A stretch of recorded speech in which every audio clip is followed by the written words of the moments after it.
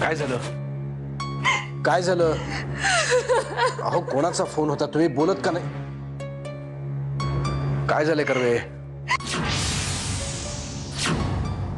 काय?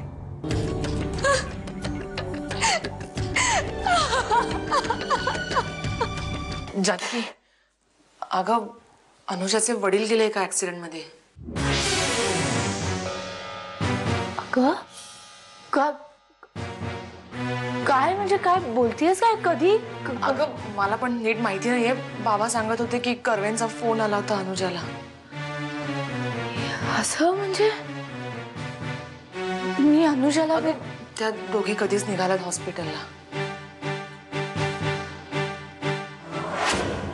तुम्हाला दोघांना माहित होतं ना? माहित होतं ना बाबा या सगळ्याच्या विरोधात आहेत? मग का भाग पाडला तुम्ही त्यांना हे सगळं करायला? तुम्ही दोघांनी मिळून माझ्या वडिलांचा बळी घेतलाय.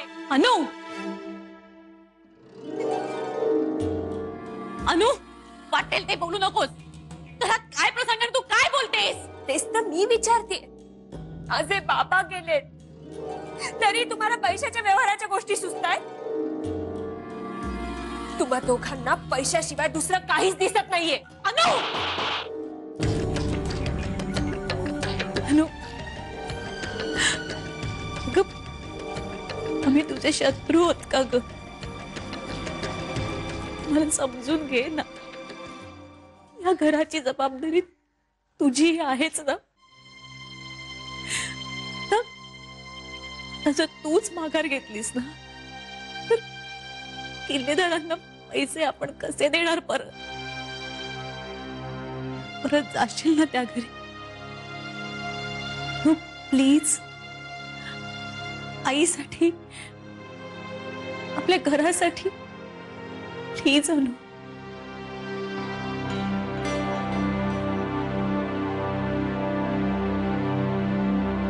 भाऊजींना अनुजाला 4-5 दिवस बाहेर घेऊन जायला सांगा ना. अगं काय बोलतेस तू? तिच्या वडिलांच्या बाबतीत हे असं झालं आणि मधुचंद्रासाठी कशी जाईल ती आता? अहो नाही, मधुचंद्रासाठी नाही, बाहेरगावी देवदर्शनासाठी. तिचंही दुःख हलकं होईल. बरोबर आहे तू म्हणतेस ते. मी बोलते, नरसिंहाशी बोलते मी. पांडू, ए पांडू, नरसिंहाला सांग मला जरा बोलायचंय त्याच्याशी. मी खोलीत आहे म्हणावं माझ्या.